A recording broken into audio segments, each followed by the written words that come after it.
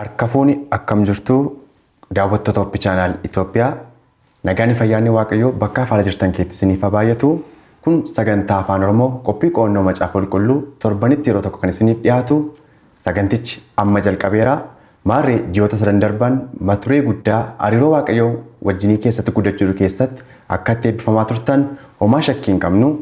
Ji'oota sadan dhufan kanaafis maturee addaa ergaa Phaawulos gara warra Qorontositti isa duraaf isa lammaffaa keessatti kan nuuf qophaa'e keessatti ji'oota sadan dhufan kutaa kutaatti qoonnee kan waliin qayyabannu ta'a.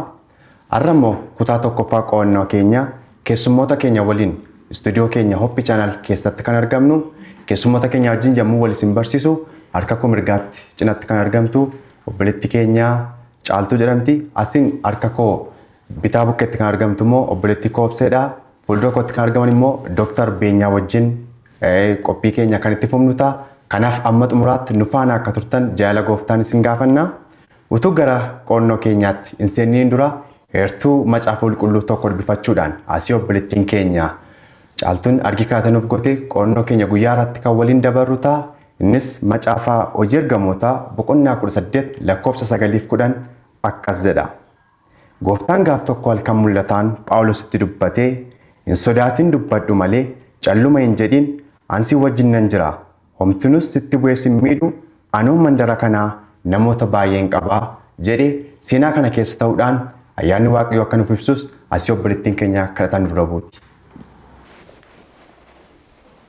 Guddaa si galateeffannaa ol waaqarra kan jiraattu hundumaa kan dandeessu jaallatamaa abbaa keenya yeroo kana waan nu laatteef nu duukaas waan jirtuuf galanni siif haa ta'u. Ammas sagantaa keenya guyyaa har'aa tokko jennee gaafa jalqabnu ayyaanni kee akka nuuf baay'atu hubannaaf beekumsa inni namaaf laatu humna fuura qulqulluu nu gidduutti buufachuudhaan sagantaa kana kan hordofan karaa miidiyaadhaan kan darbu mana isaanii kan jiranis nuunis ta'e sagantaa kanarraa waa baruu akka dandeenyuuf ittiin eebbifamuu akka dandeenyuuf ayyaana kee nuuf baay'isi. Sagantaa keenya hundumaa irrattis nu gargaari maqaa Yesuusiin. Ameen. Obboleettiidhaan eebbifame jechuun jaalladha. Egaan kabajamtoota daawwattoota keenya mana keessan teessanii kan nu hordofaa turtan yaadaaf qeeqa yoo qabaattan toora bilbilaa keenyaa irratti akka nuuf barreessitan akka nuuf bilbiltan jechuu jaallanna. Kallattiimaan gara qorannoo keenya guyyaa irratti gaafa waliin dabarru ergamaa Phaawulos Qorontos keessatti kan jedhu kutaa tokkoffaa keessatti yookaan tajaajila Phaawulos Qorontos keessatti taasise keessatti kutaa jalqaba isaatii kan waliin ilaallu ta'a. Gaafa gara qorannaa keenyaatti gaafa waliin dabarru qorannaa keenya guyyaa irraa seenaa Phaawulos irratti kan xiyyeeffatedha. Seenaa kana wajjin immoo kan wal fakkaatu ergamaa wangeelaa yookaan mishiinarii guddicha biyya Ingiliz maqaan isaa Wiiliyaam Keerii nama jedhamu tokko ture. Namni kun ergamaa wangeelaaf mishiinarii yookaan lallabaa wangeelaa ta'etu jiru. Hojii isaa cinatti immoo nama kophee sophuudhaan jireenya dhuunfaa isaatii nama gaggeessu ture. Egaa Phaawulosis akkuma kana ergama wangeelaaf waamamee hojii ergamootaa boqonnaa 18 lakkoofsa 1-3 keessatti gaafa bifannu hojii biraa immoo kan inni qabudha. Innis immoo dunkaana hodhuudhaan jiraachaa ture. Garuu kaayyoon isaa inni guddaan dunkaana hodhuutu hin turre ittiin dubbii Waaqayyoo lallabuudhaaf ergamni isaa inni guddaan isa kana akka ta'edha. Egaa guyyaa irraa qorannaa keenya keessatti kan waliin ilaallu Phaawulos Qorontos keessatti lallaba garaagaraa gaggeessaa tureera. Lallaba garaagaraa gaggeesse keessatti immoo qormaanni hedduu isa mudateera. Qormaata kana keessatti immoo ergaa isaa kana booda gadi fageenyaan ilaalla. Tokkoffaa Qorontos akkasumas lammaffaa keessatti qormaata mudate hundumaatti immoo ergaa fannoo itti fayyadamuudhaan isaan kana hunduma isaa akka inni mo'aa turedha. Nuti sarara waldoonni kiristaanaa addunyaa keenya keessa jiran kun qoonqabaan hammam jiraatullee ergaa fannoo itti fayyadamuudhaan akkuma Phaawulos kanarraa waan guddaa akkanii barachuu dandeenyu seenaa kanarraa hubachuu hin dandeenya. Gara qorannaa keenyaatti gadi fageenyaan gaafa darbinu kutaa kutaatti qoonnee kan walii ilaallu ta'a. Asiin fuulduratti kan argaman Dr. Beenyaa kan isaa irratti yaaduuf kennan kan nuyi barbaannu maturee xiqqaa qorannoo keenyaa jalatti Phaawulos ergamaa Yesuus Waaqayyoo waamamee jedha. Gaafuma waamicha Phaawulosiin gaafa ilaallu Phaawulos akkamittiin gara dhugaa kanaa dhufeen humnaan immoo dirqiidhaan dhufe akkasuma immoo ergamni inni filameefis maal ture edda waamame immoo Phaawulos tajaajila baay'ee xiyyeeffatee lallabaa ture. Lallabisaa lallabaa giddugaleessa kan godhate lallabaa addaa qaba. Maalitti xiyyeeffate Phaawulos ergaa kana akka isaan nuufis ta'e daawwattoota keenyaaf akka nuuf ibsitan sin gaafadha. Tole Waaqayyoon guddisni galateeffannaa.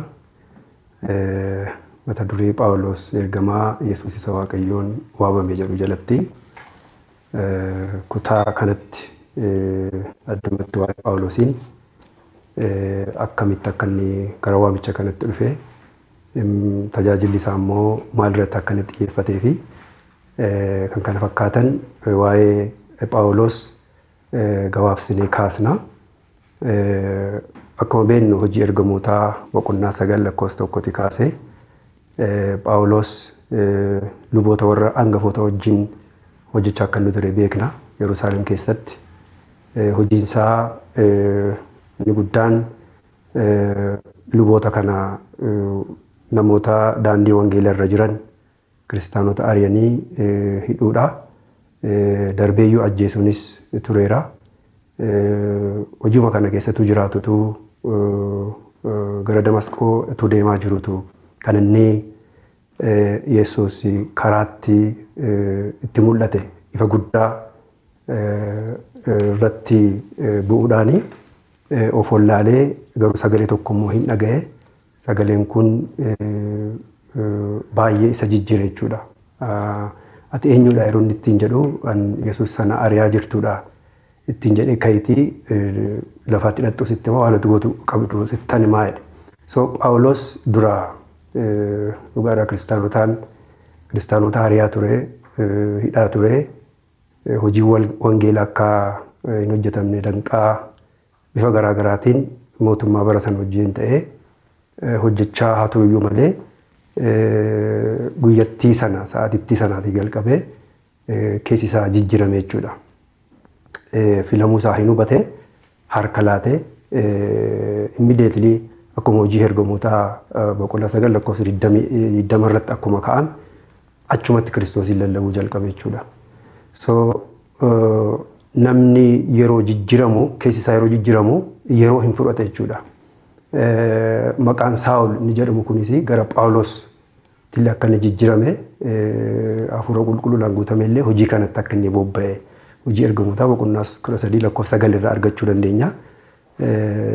So ergamni isaa gahaa akka kanatti gara hojii kanatti erga dhufe booda ergamni isaa inni ittiin filame maali yoo jenne wantoota macaafa qulqulluu irratti hundoofnee wantoota ilaalluu qabna. Fakkeenyaaf tokkoffaa Qorontos boqonnaa 1 lakkoofsa 1 Roomaa 1 yoo ilaalle tajaajilli isaa maal irratti akka inni xiyyeeffate hubachuu dandeenya. Fakkeenyaaf tokkoffaa Qorontos boqonnaa 1 lakkoofsa 1 ergamaa Yesuus Kiristoos jedha.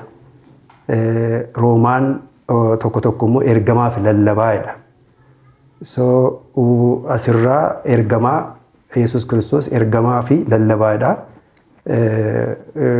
Asirraa wanti nuti hubachuu dandeenyu ergamaa ta'uu fi lallabaa akka inni turedha jechuudha. I think garaagarummaa qabu jedhee yaada.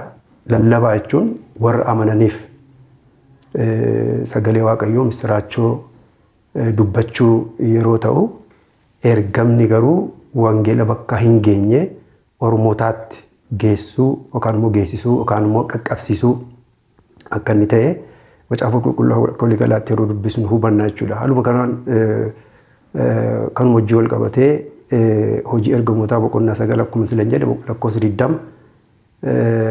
Damaasqootti Phaawulos lallabee ture jechuudha. Ergamni immoo iddoo hedduu deemeera. Fakkeenyaaf Anxookiyaa deemeera ergamaa fudhatee jechuudha. Filiphisius, Ateenaa, Qorontos, Efesoon, Roomaa dhaqeera jechuudha. Kun ergama yookaan mishiinarii isa jennu sana jechuudha ta'uu isaa agarsiisa jechuudha. So hojii ergamootaa boqonnaa 9 lakkoofsa 15 yoo dubbisne warra saba Waaqayyoo hin ta'in duratti mootota duratti maqaa koo beeksisuudhaaf si fudhadhee jedhee Yesuus itti himee ture jechuudha. So kanarraa maal hubannaa ergamni dhugaadha. Inni filamee fi lallabuu fi ergamuudha jechuudha. Qaqqabsiisuu namootaa ormootaatti qaqqabsiisu warra waldaa keessa jiraniifis sagalee misiraachoo labsuu ture. So xiyyeeffannoon tajaajila isaa kanarraa kan hubannu akkuma macaafa qulqulluus nutti dubbatu wangeela Kiristoos akka inni ta'e, Yesuusin qooduu, beeksisuu akka inni ta'e kanarraa hubanna jechuudha. Tokkoffaa Xiimotewos boqonnaa 2:7 yoo ilaalle yoo lallabus ta'e barsiisu yeroo hundumaa ragaan isaa Kiristoos jedha. Yaadannoon isaa yookaan dhaadannoon isaa Yesuus Kiristoosin akka inni ta'edha. Kanaaf gabaabumatti waa'een Phaawulos kana fakkaata. Mata duree sattaanutti. Gooftaan isin eebbisu akkuma amma isaan nuuf ibsanii waamichi isaaf ergama ta'uunsaa fedha Waaqayyootiin akka inni waamamedha. Caaltu kanatti waan dubbattu qabda? Waa'ee kana dooktariin waan baay'ee nuuf kaasaniiru. Akka dabalataatti isaanis waan kaasan irratti Phaawulos ergamaa Yesuus isa fedha Waaqayyootiin waamame akka ta'e iddoo baay'eetti nu beeksisa jechuudha. Akkas jedhee of waamas. Ergamaa Yesuus isa fedha Waaqayyootiin waamame jedhee ofiisaas of waama jechuudha.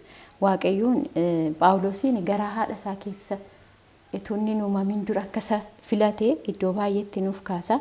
Akkuma Ermiyaasiin Waaqayyoo Phaawulosiinis garaa haadha isaa keessaa jalqabee hojii kanaa fi adda baasee akka isa filee nuuf kaasa jechuudha. Akkuma Ermiyaas boqonnaa 1:5 irraa akkuma argannu jechuudha.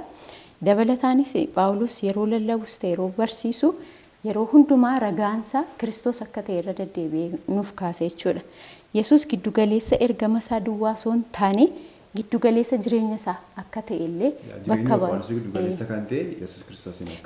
bakka baay'eetti akkas jedhee sin kaasa. Inni Yesuusin jaallachuurraa kan ka'e isa jaallachuurraa kaasee waa'ee Yesuus yaaduu fi waa'ee isaa dubbachuu tasa dhiisuu hin danda'u jedha jechuudha. Hamma kanatti jireenya isaa Yesuusiif kennee akka jiraachaa ture nuuf kaasa jechuudha. Eebbifamii walumaa galatti kutaa keessatti kan hubannu yaada baay'ee namatti toludha. Phaawulos akkuma Ermiyaasiin garaadha isaa keessatti kan footame nama akkasiidha. Innis immoo Galaatiyaa boqonnaa 1:5 keessatti gaafa dubbifannu ayyaana isaatti akka gammaduuf na waameedhaan garaadha koo keessatti na footee kan jedhu Phaawulos ergaa akkasii nuuf kaasa. Akkuma kana immoo gaafa waamame maal jedha? Ani ergamoota gadiidha jedhan. Baay'ee gad of buuse hambil nama of godhu ture Phaawulos jechaadhaan. Lallabisaaf giddugaleessi ergama isaatii immoo akkuma isin dubbachaa ooltanii yeroo lallabus yeroo barsiisus immoo lagaan isaa inni guddaan Kiristoos isa fannifamee du'aa keessaa akka inni ta'edha. Kanaaf Phaawulos ergama kanaaf akka inni waamamedha. Gooftaan isin eebbisu jechuun nan jaalladha. Kutaa itti aanu immoo gaafa laallu mandara Ateenaatti gara Qorontos kan jedhu seenaa nuuf ka'a. Phaawulos mandaroota baay'ee keessa deemee wangeela mootummaa Waaqayyoo lallabaa tureera.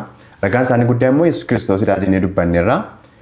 Mee mandara Ateenaatti gara Qorontositti gaafa ce'ee obboleettii keenya obseen kaartii isheen kan isheen nuuf laattu. Phaawulos biyyoota baay'ee keessa deemee kan inni barsiisaa ture. Utuu gara Qorontosii hin dhaqine duraan mandara kamiin keessa ture. Akkuma kanallee Phaawulos hojii mishineerummaa yookaan ergama wangeelaa isaa kana hojii ergamootaa boqonnaa 8 lakkoofsa 4 hanga 6 keessatti gaafa dubbifannu mana sagadaa yookaan warra Yihuudootarraa jalqabeedhaan ergama isaa kan maaliif godhe laata kan jedhu irratti yaada akka nuuf laattan hin barbaada. Tole, Waaqayyo si haa eebbisu. Waaqayyoon hin galateeffannaa yeroo kanatti yeroo qorannaa addaa sanuuf laate sagalee isaa akka qorannuu fi gaaffii kana deebisuun dura hojii ergamoota 17-16 kan jiru walii wajjin dubbifanna. Phaawulos mandara Ateenaa taa'ee Silaasii fi Xiimotewosiin eegaa yeroo turetti fakkeenyi waaqayyoolii tolfamanii mandara sana keessa guutuu isaanii waan argeef lubbuun isaa baay'ee dhiphatte. Mana sagadaa keessatti Yihuudotaa fi Giriikota warra amantii Yihuudotaa fudhatanii wajjin lafa gabaatti immoo guyyaa hundumaa namuma achitti argame wajjin dudubbachaa ture kan jedhu argina iddoo kanarraa. Egaa Phaawulos ergamaa isa Waaqayyoon waamamedha. Hojjetaa Yesuus Kiristoosidha. Ergaa waamamee kaasee waamicha isaaf nama amanamee nama tole jedhee hojii Waaqayyoo hojjechaa turedha jechuudha. Mandaraa mandaratti deemuudhaan biyyaa gara biyyaatti sochoodhaan iddoo garaagaraatti ergama isaa nama raawwatedha jechuudha. Kanaaf Qorontos keessatti utuu hin tajaajiliin fuula dura mandara Ateenaatti tajaajiluu isaa macaafni qulqulluun iddoo kanatti nutti hima jechuudha. Sababiin isaa iddoo sana keessa kan inni dhaqee tajaajilee fi mormii guddaatu biyya Beeriyaa keessatti isa mudate. Mormii guddaan gaafa isa mudatu amantoonni gara mandara Ateenaatti akka inni boqotuu fi isa geggeessan. Miiltawwan isaa kan ta'anii Xiimotewosii fi Sillaasiin achumatti dhiisuudhaan gara mandara Ateenaa deeme jechuudha.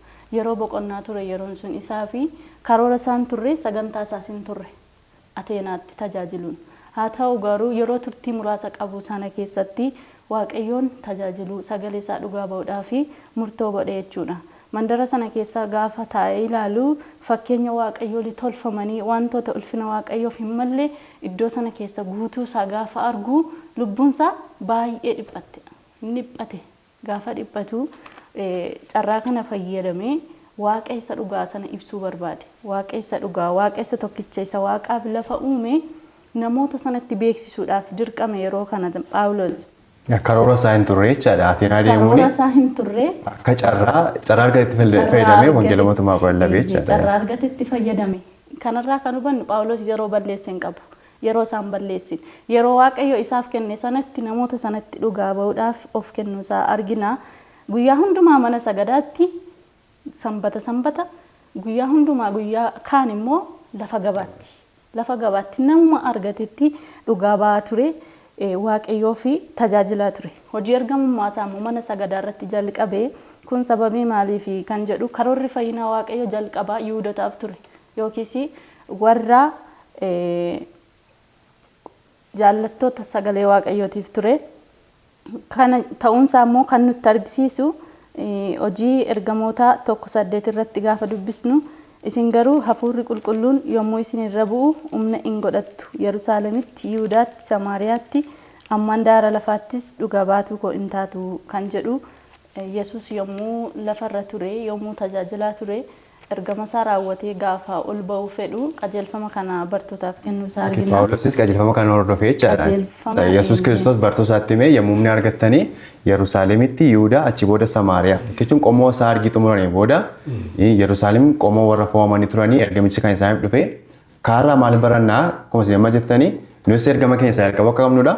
Maatii keenyarraa, firoota keenyarraa, biyya keenyarraa jalqabne addunyaa guutummaatti ergichi deemu akka qabu gooftaa isin eebbisu yaada baay'ee namatti toludha.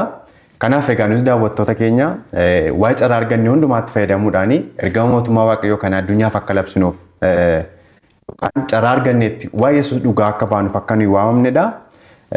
Phaawulos iddoo hundumaatti fayyadamuudhaan dubbicha lallabaa tureera jenneera. Lafa gabaa yoo deeme lafa gabaatti lallabaa, garee warra qottootaa yoo arge isaan keessatti wangeela waaqayyoo lallabaa, mormiin haa jiraatu malee nama maal ta'u ture? Nama dubbii kana himee nama hubachiisu nama akkasii akka inni ture seenaa kanarraa agarra. Kanaaf walumaa galatti Phaawulos mandara Ateenaati gara Qorontoositti darbinee isa kee ture.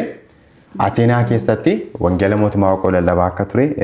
Asirratti Phaawulos kan inni dinqisiifadhu akkuma dadhabaa tokkotti Phaawulos bakka deeme hundumaatti haala jiru hin hubata, hin hordofa.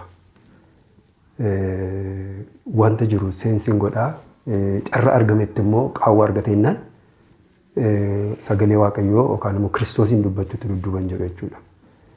Kanaaf kanarraa kan nuti Ateenaa dhimmaaf deeme iddoo biraatti kan inni deeme katasaa wanti tokko argeeti rakkoo tokko argeeti kan inni hojii isaa hojjete jechuudha. So sensitive nusi bakka deemnu hundumaatti dhugaadhaa hafuurri qulqulluu nu keessa jira taanaan rakkina yeroo arginu waaqayyoon wajjin taanaan nu dandeessisu jechuudha. Kanaan beekuu qabna waaqayyoon wajjin jiraachuu dhiisuu isaa. So amma yeroon ammaa kun baay'ee rakkisaadha bakka deemnutti wantoota hedduun jiru. Barri sun kan biraadha. Barri ammaa nuti keessa jirru immoo wantoota arginu amma danda'ametti carraa argannetti iddoo hojjennutti iddoo baanutti iddoo gallutti amma nuu danda'ametti nama tokkollee haa ta'u waa jechuun nama jechuun nama qajeelchuun nurraa eegama kana nurraa baradha jechuudha Phaawulos irraa. Eebbifama. Daawwattoota keenya akkuma beekamu seenaa Phaawulos magaalota ergamanii keetti raawwachaa ture keessatti kan dubbachaa ture kan waliin ilaalaa jirrudha. Kaaras waa baay'ee akka isin barattan homaa shakkii hin qabnu. Nutis ergama keenya kana kan dubbii waaqayyoon dhageen kan jiraatan nama kamittuu labsuu akka dandeenyu seenaa kaarraa akka nu hubachuu dandeenyu waa baay'ee nu hubachiisa. Kanaaf giddu galeessi barsiisa keenya Yesuus Kiristoos isa fannifame akkuma Phaawulos jedhee lallabaa ture nunis giddu galeessa lallaba keenya sana ta'uu akka inni qabu seenaa kana roobannaa hirmaattota qophii keenyaan gooftaan isin eebbisuu jaalladha. Gara obboleettii koo caaltutti gaafan deebi'u immoo mata duree qorannaa keenyaa jalatti waa'ee mandara Qorontoosis waan nuuf ibsu qaba. Akkuma amma ilaallee Phaawulos adeemsa baay'ee gaggeessee jira. Warra Beeriyaatti lallabeera. Achi booda Ateenaatti darbee Ateenaan karoorsinee jenneerra. Akkuma carraa waaqolii tolfamaa arge wantoota hin barbaachifne gaafa argu garuu dubbii waaqa akka lallabu isa taasisee jechaadhaan. Akkuma kana Phaawulos gara mandara Qorontoosti darbeen. Mee jireenyi warra Qorontoos kun yookaan haalli teessuma lafa isheetis maal fakkaata? Phaawulos waggaa meeqa ture Qorontoos keessa? Naannoo waggaa tokkoo fi ji'a ja'a ture. Maaltu amma kana akka achi keessattuu isa taasise Phaawulos mandara Qorontoos kana maaliif filate kan jiru irratti yaada daawwattoota keenyaafis ta'e nuufis akka laattuun barbaada. Tole, anis waaqayyoon nan galateeffadha. Mandaraan Qorontoos kun maal fakkaatti? Sabni ishee keessa jiraachaa turan illee amala akkamii agarsiisaa turan yookaan calaqqisiisaa turan isa jedhu yeroo gabaabinatti ilaallu mandaraan Qorontoos kun daldala badhaadhinaatiin baay'ee kan beekamtuu fi addunyaa duriitiif immoo wiirtuu akka isheen taate kan nu ibsu yeroo ta'u kan isheen hundeeffamte jalqaba irratti bara dhaloota Kiristoosiin dura 146tti mootummaa Roomiitiin kan barbadeeffamte yoo ta'e illee akkasuma ammas mootummaa sanaatiin mootii Juuliyees Qeesaar kan jedhamu dhaloota Kiristoosiin dura bara 44tti deebitee hundoofte jechuudha magaalaan kun. Deebitee hundoofte jechuudha. Bittaa Roomaa jalatti kan argamtudha jechuudha magaalaan Qorontoos jedhamtu kuni. Magaalaan kun buufata galaanaa lama qabdi.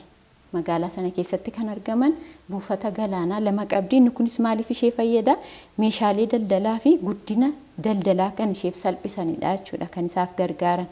So kanaa wajjin wal qabate saboonni biyya garaagaraa irraati argaman bakka sanatti hin argamu. Sababii daldalaaf sababii imaltoonni garaagaraa magaalaa kana keessatti hin argamu. Saboonni bakka sanatti argaman saba Giriik bakka sanatti argamu akkasumas Roomaa kan ta'anii fi Yihuudoota kan ta'an bakka sanatti hin argamu. Amalli saboonni bakka sanatti argaman immoo maal fakkaata yeroo jennee ilaallu keessumaa immoo bitaatta'ummaan amantii kan irraa mul'atu. Donnoomina amantii kan isaan irratti mul'atu kan ifatti ittiin beekamanidha jechuudha.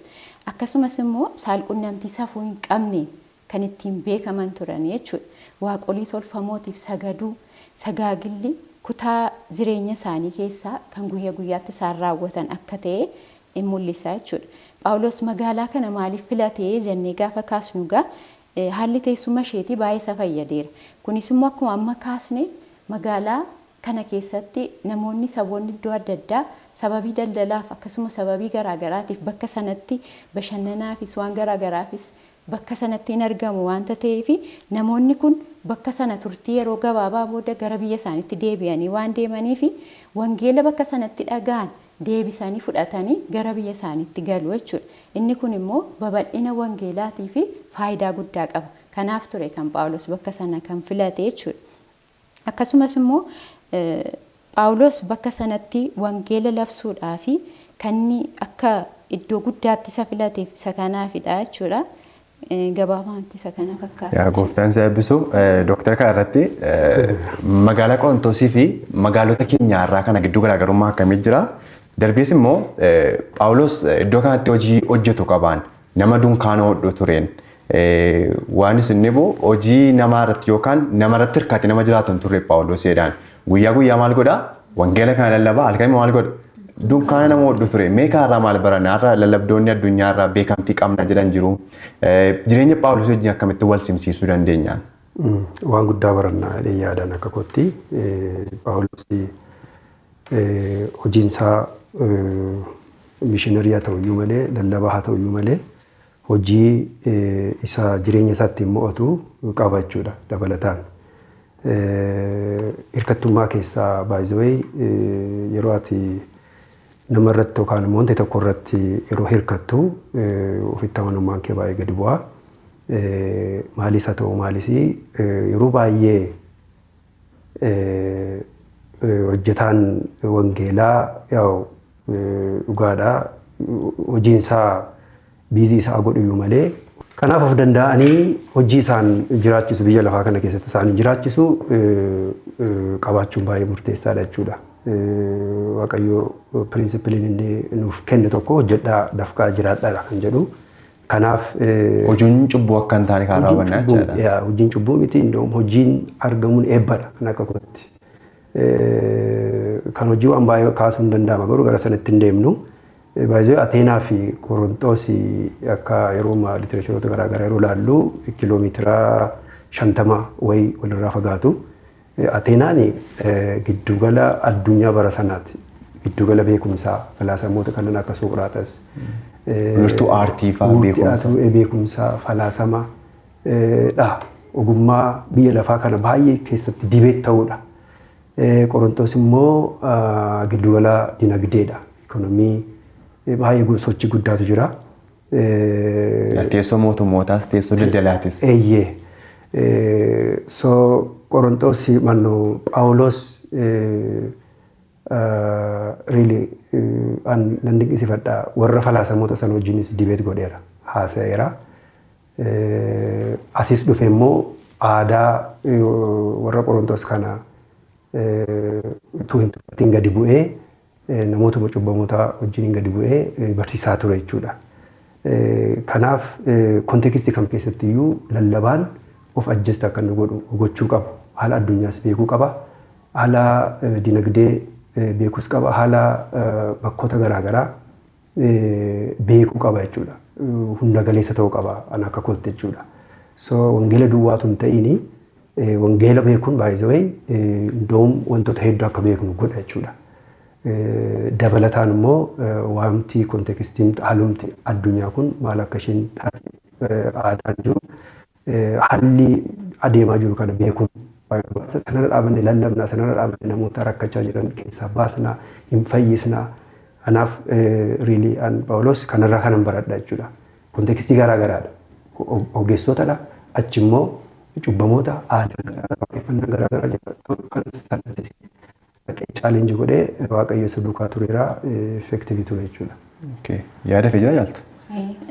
Phaawulos bakka sanatti dura bu'ummaadhaan hojii wangeelaa labsuudha kan bakka sanatti itti argamee fi ergamni isaanii guddaan isa kana yoo ta'e illee garuu immoo of gargaaruudhaa fi maal jennee irraa amma akkuma haasa'aa turre dunkaana hodhuudhaan of gargaaraa ture. Isa kanarraa wanta guddaa bara ammaa kana keessatti hojjettoota wangeelaafis ta'e namoota biroo fi barumsa guddaa inni kennu qaba. Innis maa inni hojii wangeelaa hojjechaa yookaan immoo tajaajila waaqayyo wajjin wal qabateetu hojjennu hojii biraallee hojjechuu akka dandeenyu of gargaaruun dirqama akka ta'e hirkattummaan barbaachisaa akka hin taane isa kana nu barsiisa jechuudha. Phaawulos nama barate ture hin daanu gaddeebii dunkaana ol dheeraan jechuun gad of deebisuusaa kaarraa akka nu birannuudha.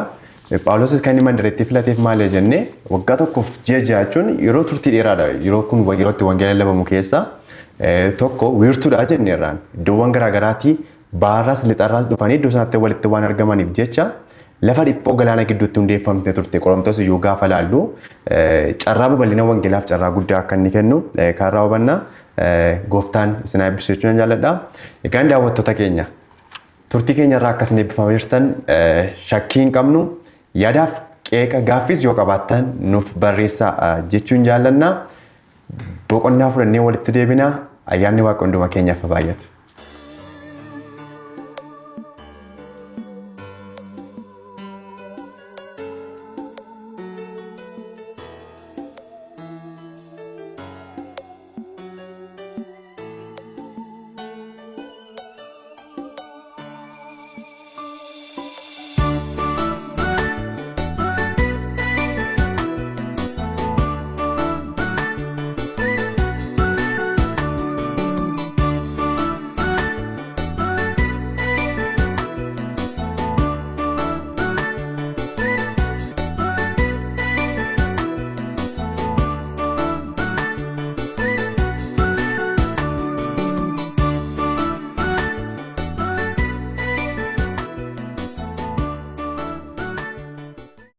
Deebinee jirra kabajamtoota daawwattoota keenya kan nuyi wajjin ilaalaa jirru ergaa Phaawulos gara warra Qorontos jalqabaaf isa lamaffaa jalatti matiriiwwan garaagaraa kaasnee tajaajila Phaawulos Qorontos keessatti taasise keessatti turtiiwwan gaarii qabaachaa akka jirru homaa shakkii hin qabnu.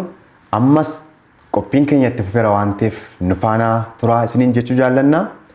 Kutaa nuuf kenname jalatti mata duree xiqqaatti gaafa dabarru Dooktariin fa'aa yaada kan isaatti nuuf kennan mandara kana aanaa namoota baay'een qabaa jedhu jalatti heertuu sila dubbifanne hojii ergamoota boqonnaa 18 lakkoofsa 9 irratti argee dubbifannee booda isaarratti yaada kan nuuf kennan ta'a. Hin sodaatin dubbadhu malee calluma hin jedhin ansi wajjin nan jira homtuunus itti bu'ee si miidhu anoo mandara kanaa namoota baay'een qabaa kan jedhu ergaa Phaawulosiif ergameedha. Egaa maturee kana keessatti waa baay'ee hubannaa. Phaawulos iddoo kanatti waan haamilee bu'ee fakkaata. Nagaa waan jedhe kana caalaa ergama kanatti fufuu hin danda'u jedhee waan dubbate fakkaata. Hojii ergamootaa boqonnaa 19 lakkoofsa 6 gaafa dubbifannu uffata isaa fannise yookaan urgufateedhaan kana booda itti fufuu hin danda'u waan jedhe waan abdii kutate waan haamilee bu'ee fakkaata. Mee seenaa kanarraa maal baranna? Phaawulos maaltu haamilee isa buuse laata? Fayyaa ta'e waaqayyo isa eebbisu. Tarii namoonni baay'een ana dabalatee qormaata akkasii mudateera ta'a. Nagaa nan dadhabee kana booda hojii kanatti hin fufu jechuu dandeenya ta'a. Phaawulosiin bara sanaa waan akkasii mudatee ture jechuudha. Yihuudoonni Qorontos keessa jiran isa baay'ee hojii isaa dura dhaabataa turanii, reejistii gochaa isa turanii. Akkuma sila kaaste hojii ergamootaa 18:4-8tti dubbisteetta ijoosaa. Isa baay'ee mormaa turanii arrabsaa turan. Haamilee isaallee baay'ee gadi buusaa akka isaan turan hin dubbata. So Phaawulos dhugaadha abdii kutatee ture. Miirri inni itti dhaga'amaa ture wangeela keessatti yeroo ilaallu miirri sodaan jira. Miirri dadhabbiin jira. Sodaa fi dadhabbiin hammam akka nama qoru beekamaadha. Akka aarii wayiis of keessaa qaba jechuudha. Kun sababni isaa sababa namooti bara sana Yihuudoonni waan isa dura dhaabatan waan isa mormanii arrabsan isa salphisaniif haamilee isaa waan tuqame fakkaata jechuudha. Hojii ergamootaa 18:9 ilaalle waan sodaatee fakkaata. Tokkoffaa Qorontos 2:3 yoo ilaalle dadhabbii waan isatti dhaga'ame fakkaata. Akkuma amma jette immoo hojii ergamootaa 18:6 irratti immoo waan aarees fakkaata jechuudha. So currisni kun yookaan immoo miirri kun nama kana baay'ee abdii kutachiisee akka inni fagoo hin deemne isa taasiseera jechuudha. Garuu immoo waaqayyoof galanna ta'u sagalee jajjabina argate jechuudha.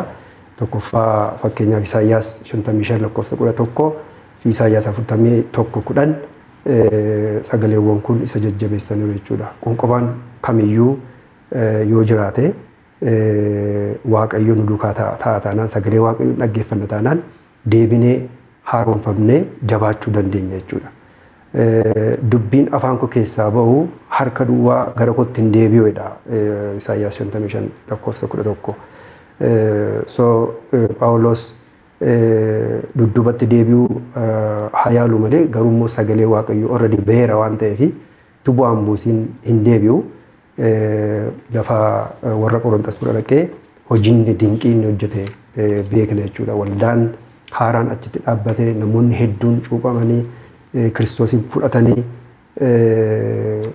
kun gargaarsa waaqayyootiin yeroo ta'udha jechuudha.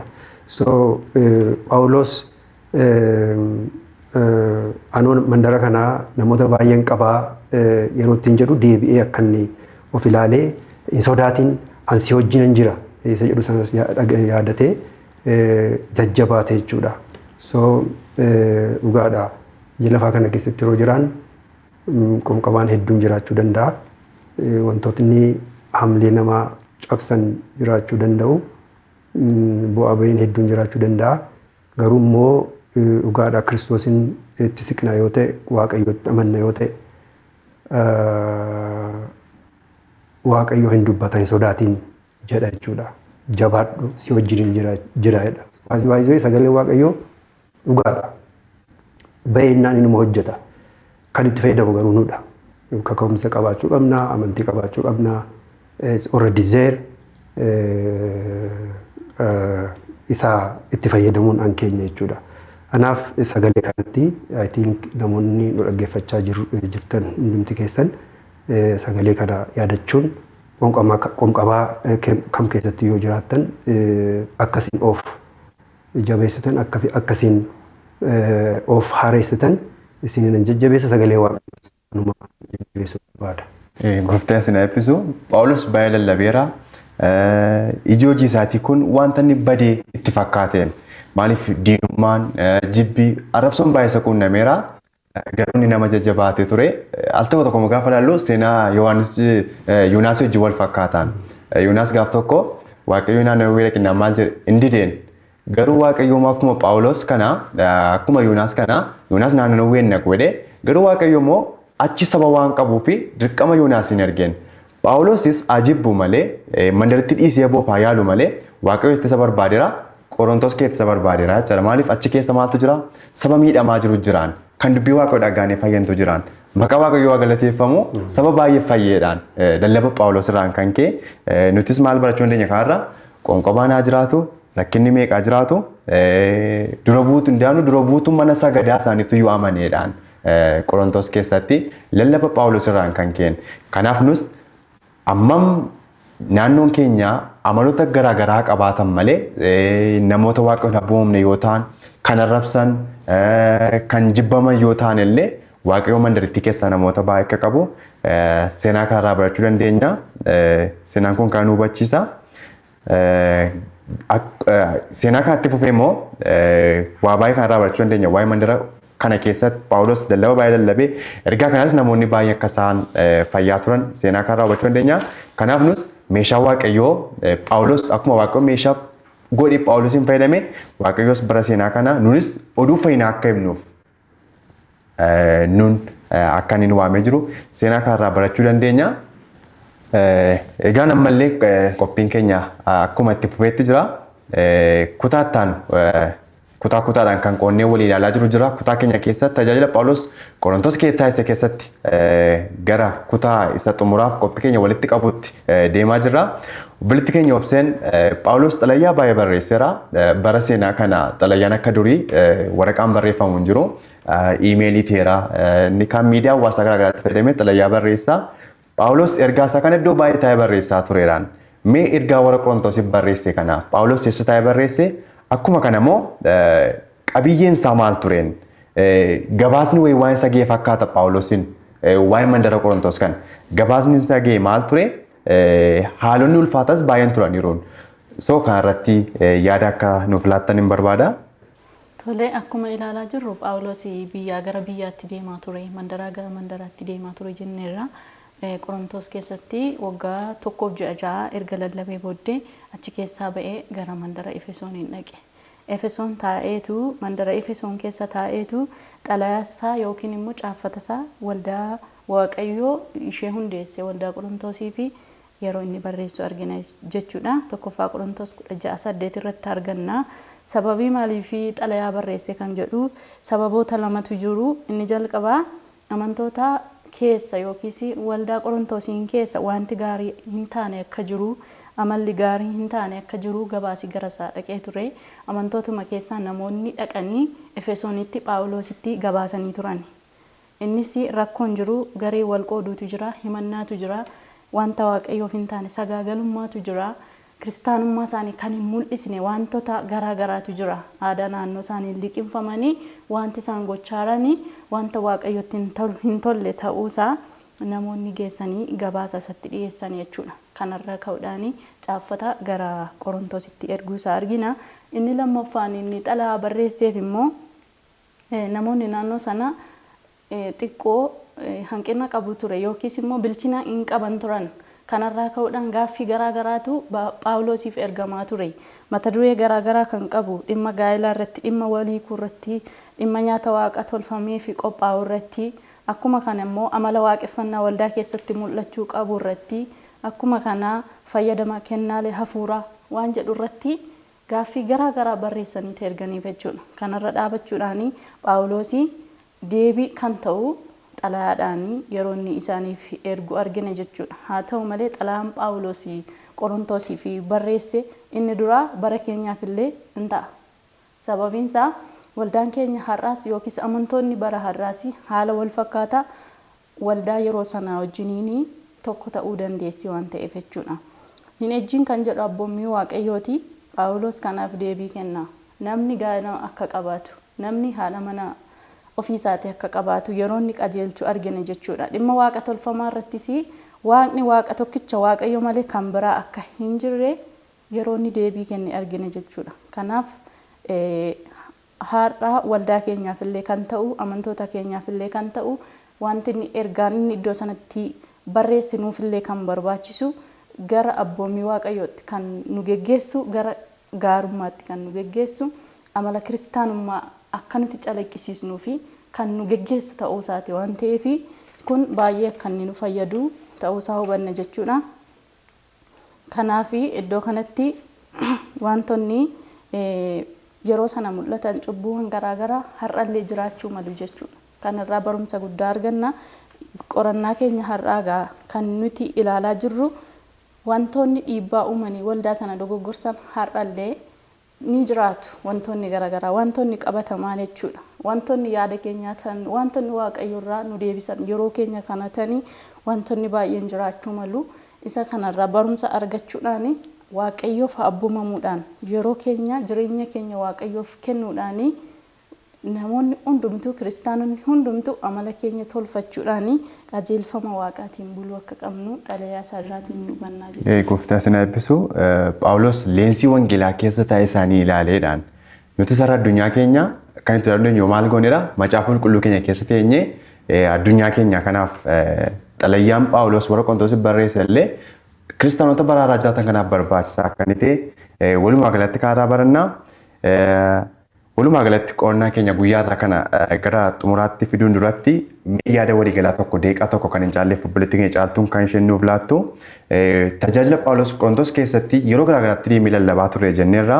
Walumaa galatti tajaajila kana akkamitti ibsinaa maalirraa baranna kan jedhu qorannaa keenya kana walitti nuuf hin qabda.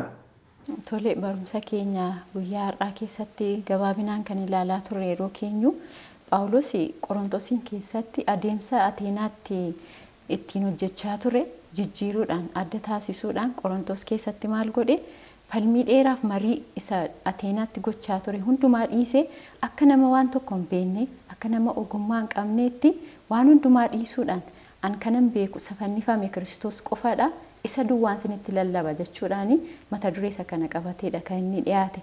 Inni gaafa bakka sana dhaqe sodaa qaburraan kan ka'e maal jedhee ture iddoo biraa dhaquuf barbaadee ture. Garuu mul'ata karaa abjuusaatiin waaqayyotti mul'ateen hin sodaatiin akka kanaan dura ilaalaa turre jabaadhuttiin jedhee kana booddee bakka sanatti waggaa tokkoo fi meeqaaf jenneera ji'a jahaa fi hojii wangeela lallabuusaa akka inni itti fufee waaqayyo isa gargaare Ateenaarraa kan fooyya'e bakka kanatti hojiinsaa ija guddaa kan inni argamsiise ilaalaa turre jechuudha. Kanaaf yuunis kanarraa wanti barru maalni bakka ofii keenyaa filanne duwwaatu hin taane bakka chaalenjii qabu ta'uu danda'a, bakka rakkoo qabu ta'uu danda'a. Waaqayyo garuu bakka sanaati namoota akka inni qabu. Hojii keenyas immoo jabaannee itti fufuu akka nuyi qabnu nu barsiisa jechuudha. Akkasumas immoo xalayoonni isaa yeroo inni illee bakka biraa deemaa turetti xalayoonni nuyi amma oonaatti dubbisaa turre keessatti bakka inni hin jirre illee waldaa keessatti dubbifamee saba sana jajjabeessaa akkasumas immoo cubbuu isaaniirraa isaanifachaa akkasumas immoo akka isaan kadhannaatti jabaatan cubbuu isaaniirraa immoo akka isaan deebi'anii fi isaan jajjabeessaa ture jechuudha. Eebbifamii gooftaan si eebbisu.